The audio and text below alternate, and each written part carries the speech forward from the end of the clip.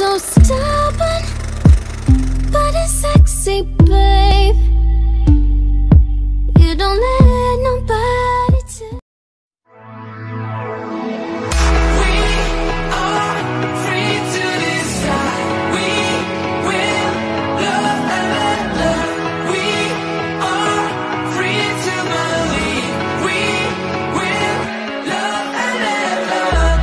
Hi, I'm back with another reaction video, and today we are going to be reacting to something more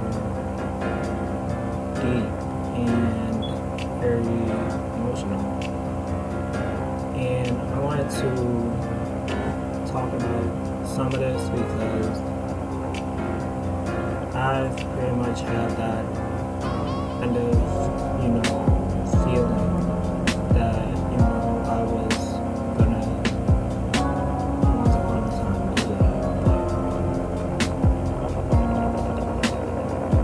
Okay, try not to get too emotional with this because, like, I'm an emotional freaking wreck, and, this is gonna be another Jubilee, video. It's called, Suicidal Survivors. I've not fully, let's clear that up, I've not fully gone through it. I have had thoughts about it, but I'm not exactly going to go fully into it as of yet. But yeah, hopefully there's someone out there that can see this feel that they're not alone and don't feel like you can't do it or you can't go on, because it's definitely that option. You can take that. You don't have to. Not everyone is going to feel the same or feel the same, so hopefully anyone that is out there is doing okay.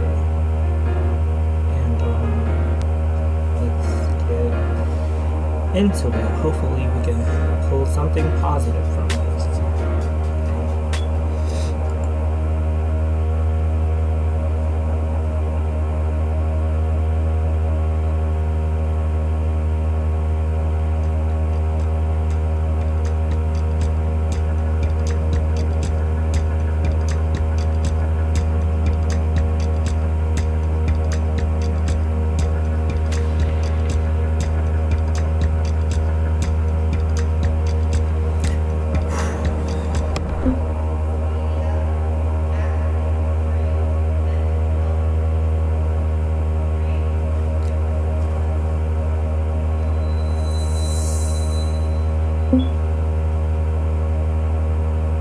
I don't think it does all the time, especially because there's so many things that can happen with any sort of mental illness, which makes it then a problem when you're trying to explain it to someone, because they think, oh, like in 13 Reasons Why, and it's not always like that.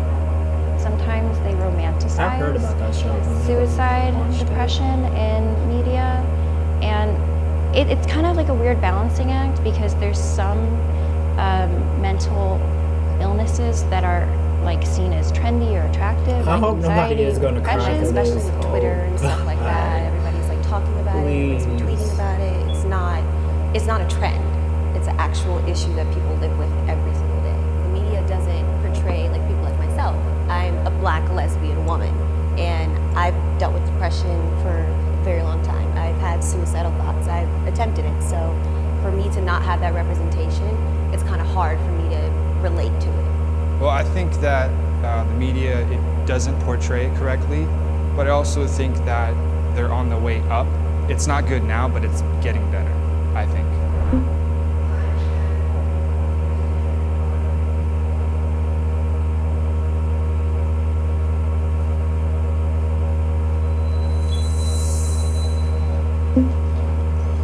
The first time I attempted was in middle school, and that was kind of understandable for my mom and my sister, because at that time we were going through a really nasty divorce, So when that happened in middle school, they kind of understood that that's what led to it.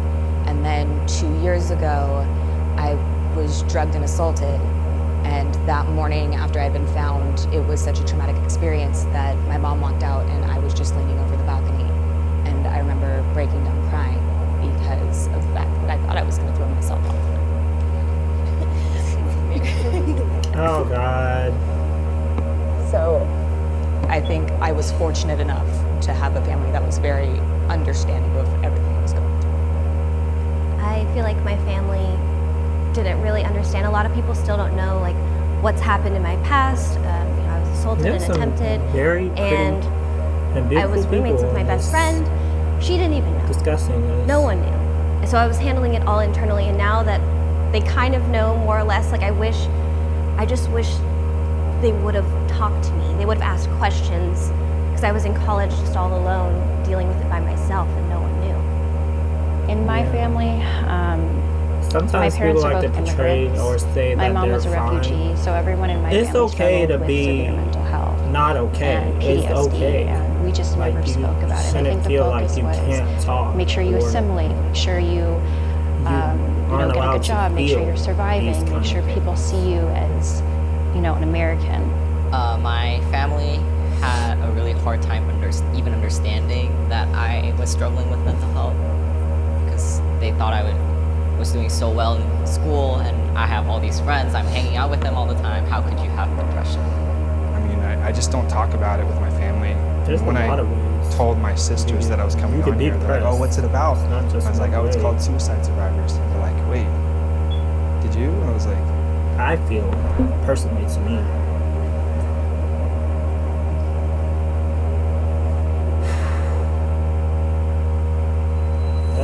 That's a tough question. Every time I go through a depressive stage, I just want someone to hold me back. And that's why I don't think I actually want to die. I want to, it's more like I want to live, but it's really hard to do that. every moment Right. that passed by, I That's was how like I feel. more and more ready to like meet my maker. I saw it as like the easiest way out. Go somewhere where no one can find me, and then I'll be alright. I don't know how I was found. You know, like somehow, some way, my friend like had a gut feeling, and then all of a sudden, like cops were like knocking on my window in my car. I went above and beyond when I was trying to attempt. Me and my sister, she was begging me to go to the doctor to tell someone, and I was very insistent, like I don't want to. So in those moments, yeah, definitely I did want to die, but it was only because I didn't know any other solution. I definitely wanted to end it all at the moment that I was at. I was ready to end it, and I made sure that I was in a place where nobody could find me. Thinking back to when I was sitting in that creek and everything that was going on, I'm really happy that I got up and walked away. I had kind of an epiphany when I was down there and going in and out of consciousness that my life is valuable.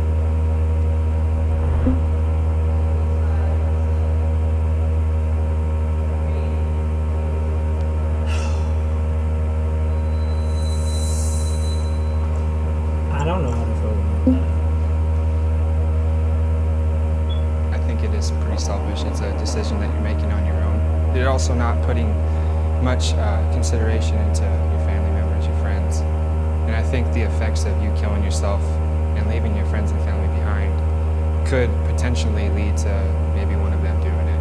My mother, she was going through a divorce right around the time when I tried to kill myself. And she told me that she thought about it too. Aww. And that she wanted to, but she knew like when she saw me go through it, that she couldn't. Killing yourself could be selfish because of the other people that would be affected. See, I get where you're coming from, but I also, for me, the first time I attempted, in my mind, that was going to be the option that would make things easier for my family. And even the second time, for me, it was what was going to make things easier because in my mind, my family didn't want somebody that had just been drugged and assaulted. Like, that's a huge burden to be carried. And so I didn't want to place that burden that I was going to have to go through and the financial burden of that on my family. But I mean, look at all of us. I mean, we all thought that was our That's option. not right. We thought that that was the way to go. Yeah, I don't And feel afterwards, we that's saw right. the benefits of Just actually think- surviving and not having to be dead. And that's why I moved, is because I agree with everything that you said.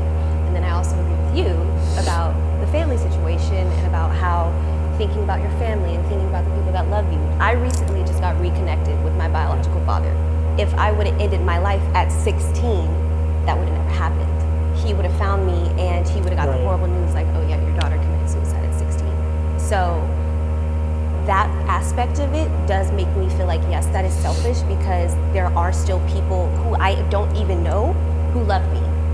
I agree with you saying that suicide can be selfish because it's such a huge trauma to a lot of people, but for people going through that actual moment, what I felt most frustrated about was, okay, people don't want me to die. People want me to live, but I don't know how I'm going to live because at that time, I didn't know if I could even start medical transition. And I know trans people in Korea are not even employed, so how am I even gonna get a job?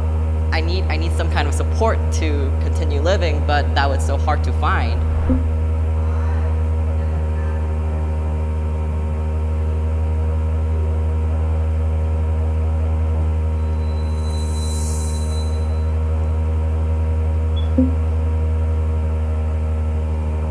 I think I once was like very unhappy and very dark on the inside, and I always portrayed being that friendly, outgoing person. Now I'm genuinely happy on the inside because I've worked so hard, equally as I'm hard both. as I do on I my would physical say fitness I'm both. with my mental health. And being happy to me is feeling at one with yourself, which is sometimes just being alone, which is okay. And I feel like people make that like, oh, you're alone all the time, you're excluding yourself. No, it's not that. I'm taking that space for myself to get to be happy. For me, I feel like happiness is a lot of pressure. Like, I don't want to measure myself on one emotion. I feel like there's a spectrum of different things you can feel. You can feel upset, you can feel happy, you can feel Of depressed. course, And you always, for me, there's it's just, that feeling I you don't always need to have be in a to constant feel. state of it. So I think when we talk about Exactly. happiness, it You're gets not gonna confusing always be because I think happy. generally we're just saying, And are that's you okay. Like, And to me, that's sadness different. doesn't have to be a It really bad saddens me thing. that I am standing here because I know it will disappoint a lot of people around me because they all want happiness for me, and sometimes I feel like I need to be happy because I need to fulfill those people's wishes. But it's not actually that. It's supposed to be for my own sake. It's supposed to be for you. And- Yeah. Like it's also like every day I struggle with a lot of things, like being trans, being a non-US citizen who is trying to immigrate here, having family issues. So And it's okay to not be okay. Like, Yeah. I feel like you have to be Right. forced to be Thank happy. you. And that's the thing, like, if you would ask me a Exactly. month You ago, I would have don't been standing have up right to. there with you. It's such Yeah. a wave, but like the past week, it's been a good week for me. But I mean, a month ago, I would have been right over there. Thank you. See? It does. I mean, it depends on your state of being, where you stand. I think in terms of the statement, it gets better. I don't know There's kind exactly of like tagline that everybody comes after it struggles that's, through that. but it does take time. But it You does, don't yeah. heal I would right say away. that. It would take Sometimes time. you're gonna be in that dark place and you have to write it out and you just have to find that willpower inside yourself. And it's very hard sometimes. I feel like something that It I was is. told a lot growing up was that it doesn't get better and that life gets worse and all those things. Like, it totally gets better. Everyone was wrong. Take those risks. Like, have faith in your own abilities. Like, push yourself as far as you can go. That's what I've been doing for the last 3 years, and it gets better. I feel like for me, I'm in a position of privilege because it did get better for me. I had access to resources. I had health insurance so I could see a therapist. I have a job, so I have financial stability. I don't think that everyone gets that. I don't think that everyone is dealt the same hand. I'm on the side of agreement here. I think that time heals all. Earlier I said I wasn't happy, but compared to where I was when I tried to kill myself, tremendously improved. I'm not in that deep, dark state of mind, and I do want to live. There's not, I still struggle with it, but I don't want to die. And I think that's all that matters. Our society is so adamant about, making it a point that, well, you have to get better quickly. Instant gratification, right? You have to get better quickly. Right. You have to act like you're forced to you have to put your emotions aside, especially at a job. But as long as you get out of it and get there and take your time and do what you need, that's all that matters. Can I get it? Oh, I'm so happy. It's just better when she cried. I'm just like, I'm so happy nobody else cried. Because I was about to. Oh, God. I'm so happy this came out positively the way I was hoping it did. But that was great. But yeah, no, that's the end of that. What I have to take from this is that yes, it is very hard to move on, but it's not impossible. I would say you will struggle with having those thoughts, those emotions, just feeling in general, because feeling is a natural thing, and people now are making it seem to be like you can't feel that way. You're not allowed to feel that way.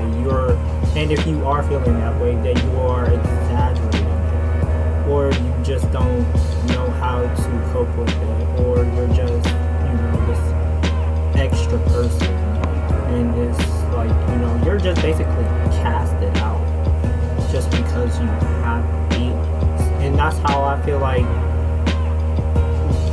a part of depression is putting your feelings in a bottle. Bottling up your feelings, for one, to impress someone else.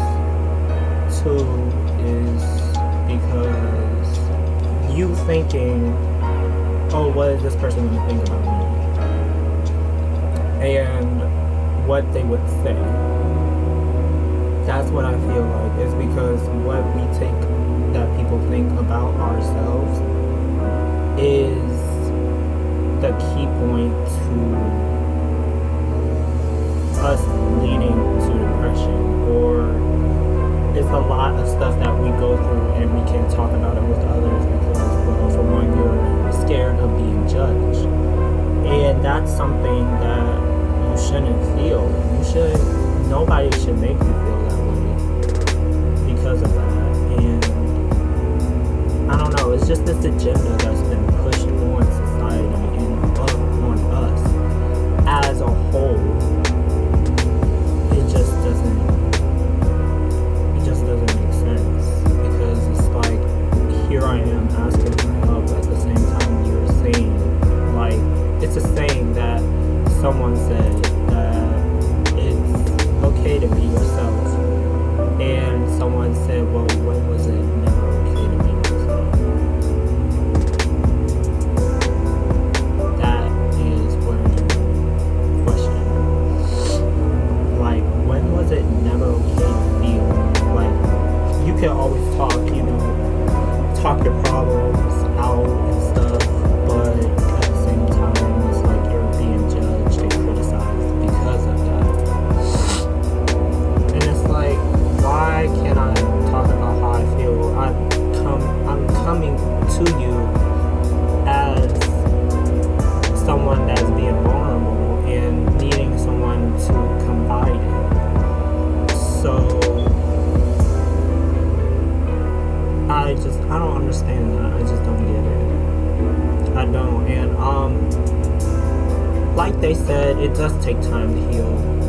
It does. It's not gonna immediately happen like that, but it will over time. It really will. And I want to also speak on when she said she would never meet her father at 16. In that news, I feel like, yes, it's, in a way, I see both sides of the playing field when it becomes thinking, oh, so because I used to talk to people about having these problems and try to pull them out of it and have them think about, you know, what their family or their friends or anybody that loves them would feel about this and what impact that they would have on them. It's not just you that's gonna be, you know, impacted by this. Like it's a lot of people, everyone. If you think about it, it's not like it's a lot of people that's gonna think like, whoa, oh my god, what happened? And they're gonna hurt. It's gonna hurt. It's really going to hurt.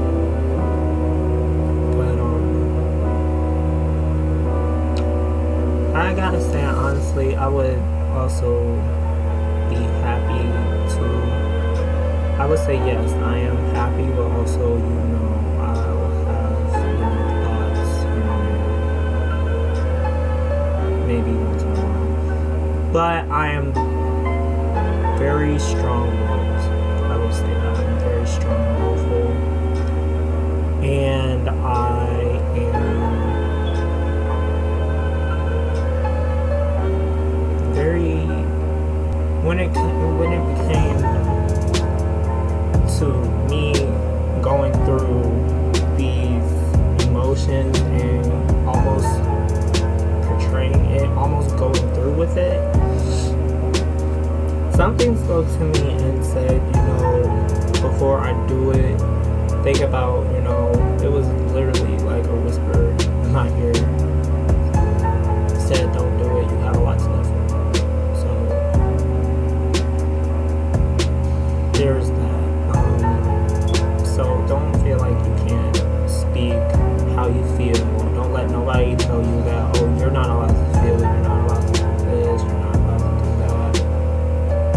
that. At the end, everyone feels, and I don't know why that they suppress that at the end of the day. Because I just don't get, why are you putting me down for something that you've been through before? I know you possibly, if not been through something this serious, then at least been through someone telling you that the same thing.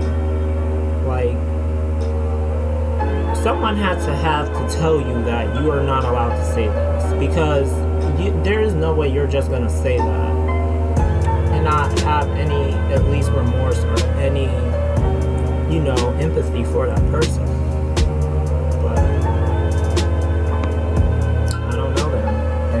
What they're going through, so can't speak on that. But yeah, that concludes it for this video. I hope you guys are okay with going through this, and